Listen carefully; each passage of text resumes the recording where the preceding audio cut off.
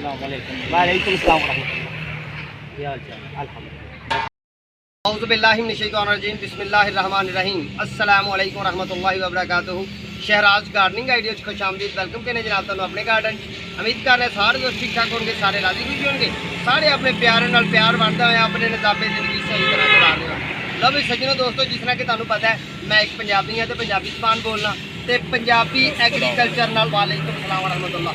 Punjabi agriculture नाल मुंसलिक लोग होंदे ने 80% तकरीबन साडे पंजाब दे विच एग्रीकल्चर, ठीक है, एग्रीकल्चर की जिम्मेदार किसान होना, ठीक है जी, अपनी प्यालियां नाल मुहब्बत करने वाले लोग। तो साढ़े कोल एक तजर्बाकार तो माया नाल शख्सियत ने साढ़े इलाके दे, ते इन्हां दे वालिद मोहतरम ने जर्री इंडस्ट्री दे विच बहुत ज़्यादा नाम कमाया, खादां दे विच, दवाइयां दे विच, बीआं दे विच। फिर इन्हां कोल भी अल्लाह पाक ने इन्हां नूं डिग्रियां दित्तियां, डिस्ट्रीब्यूशन दी, तजर्बात दिते।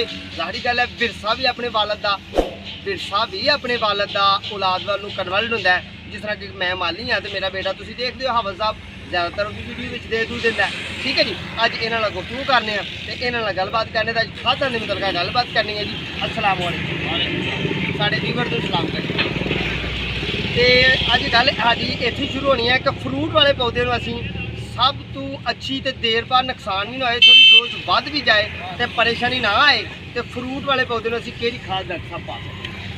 DAP पै सकती है, पोटाश पै सकती है, दोनों चीज़ा पै सकती मिक्स हो थोड़ा जहा ना दानेदार जहर होंगे फिर डाउन बोलते हैं का डाउन बंद हो गया फिर डाउन है, अगर वो थोड़ा जहा पै जाए तो कुछ खाद की नवीयत भी बेहतर हो जाएगी, पोटाश भी बेहतर हो जाएगी, तो जहर के कीड़ा मकोड़ा पौधे के होंगे वो भी वो बड़ा मुफीद होगा।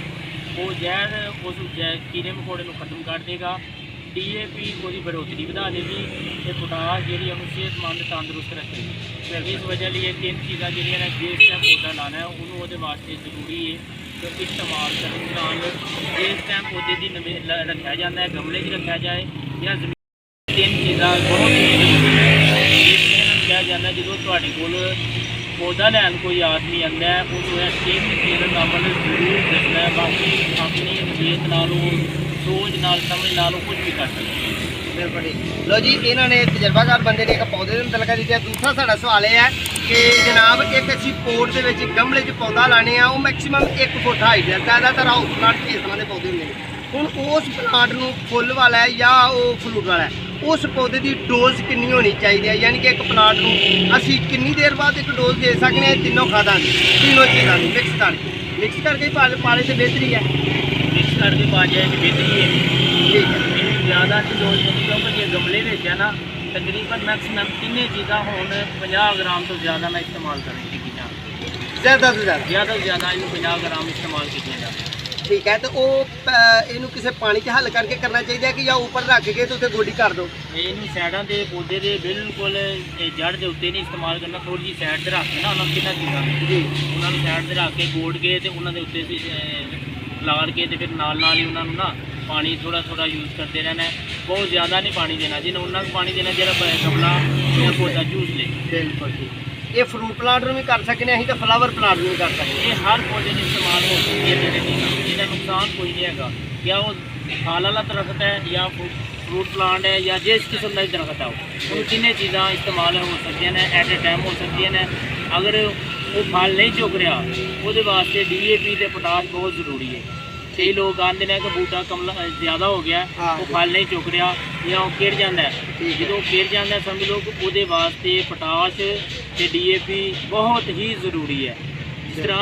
जिस तरह साढ़े जिसम के खून होंगे ना, खून की कमी हो जाए तो बंदा कमज़ोर हो जाता है, इस तरह ही पौधे भी कमजोरी आ जाती है, वास्ते DAP ते पोटाश जरूरी है, बहुत जरूरी है। अच्छा, जिन्हों लोग शार्ट के तुसीं पोटाश कह रहे हो, लोग पढ़े लिखे ज़्यादातर कहते हैं पोटाशियम, वही पोटाशियम पोटाश है? पोटाश असल ना वह पोटाश है, असल पोटाशियम अनपढ़ या कुछ लोग कह लेंगे देसी जबान।